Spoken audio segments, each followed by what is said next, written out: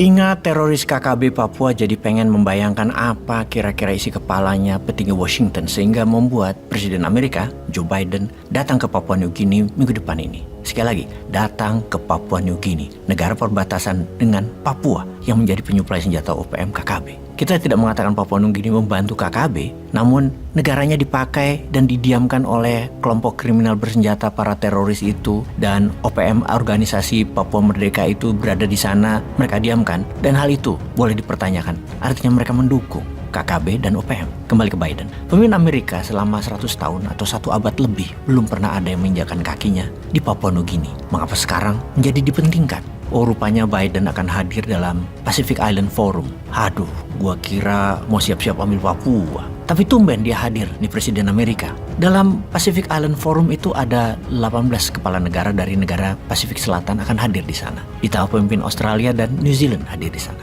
Dan ada satu lagi yang menarik. Perdana Menteri India, Narendra Modi, hadir di sini. Bentar-bentar, Modi hadir di Pacific Island Forum. Kok bukan Indonesia ya? Kawasan Pasifik kan mendadak menjadi perhatian dunia.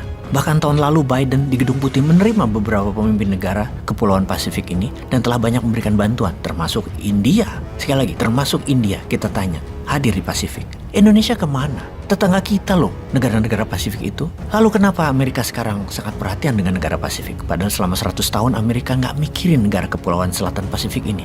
Oh, rupanya Tiongkok dalam 15 tahun terakhir telah main panjang di negara-negara Pasifik Selatan ini. Tiongkok punya 200 proyek di Papua New Guinea. Tiongkok masuk dengan economic approach, lalu ditukar dengan dukungan geopolitik multilateral di dalam organisasi-organisasi internasional oleh negara-negara Pasifik. Lalu Tiongkok masuk dengan local political approach. Benar seperti dikatakan Opung Naburju, Tiongkok bantu ekonomi Indonesia. Seperti halnya di Papua New Guinea dan di 18 negara Asia Pasifik Selatan. Ada lebih 1000 proyek Tiongkok di sana. Demikian juga Tiongkok membangun ekonomi Indonesia. Alhamdulillah, sudah 15.000 proyek Tiongkok di Indonesia. Ada hampir 1 juta tenaga kerja Tiongkok di Indonesia untuk membantu rakyat Indonesia untuk membangun proyek-proyek tersebut. Yang akhirnya benar mengangkat ekonomi Indonesia meningkat 5% per tahun pertumbuhannya. Walau masih di bawah janji politik 7%. Namun 5% adalah angka yang besar. Bayangkan, kalau nggak ada Tiongkok, bisa-bisa minus tumbuhnya. Benar, Tiongkok membantu Indonesia mengeksploitasi sumber daya alam agar bisa bermanfaat. Daripada hanya ditanamin ubi, ditanamin singkong, ditanamin karet, kan mendingan dikeduk tanahnya dan diambil mineral di bawah tanahnya. Kita kembali ke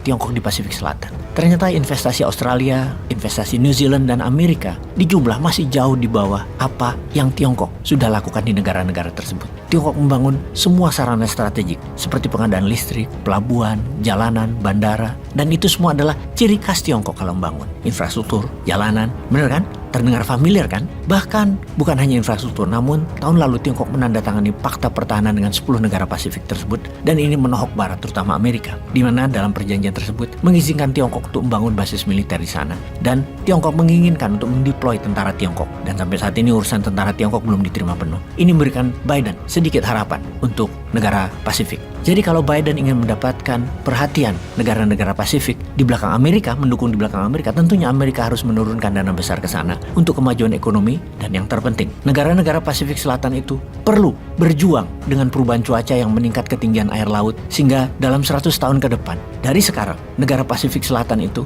kalau tidak diubah cuacanya akan tinggal 1/3 daratannya. Amerika tidak mudah melakukan itu semua. Tidak mudah mendapatkan 18 suara dukungan di PBB dari negara Pasifik Selatan untuk membantu mereka mengatasi naiknya permukaan laut, memerlukan biaya billion dolar, ribuan triliun rupiah. Dan Amerika harus bisa membantu. Kalau tidak mau diambil Indonesia, kalau tidak mau diambil Tiongkok, negara Pasifik Selatan itu. Untuk membantu negara Pasifik Selatan itu, Amerika, Australia tidak bisa sendirian. Bagi negara Pasifik, cara Amerika dan Australia membantu mereka adalah karena ada maunya. Untuk itu, Narendra Modi hadir. India sudah 5 tahun di sana. Amerika membutuhkan India sebagai aliansi untuk mengambil hati negara Pasifik Selatan. Ini membuktikan satu hal. India memang pemain global yang siap bersaing dengan Tiongkok. India sekarang berada di high table dunia. Keterampilan geopolitik Modi memang mumpuni di sana. Terbukti beberapa kebijakan usulan India di PBB didukung negara Pasifik. Ada 18 voting right mereka itu.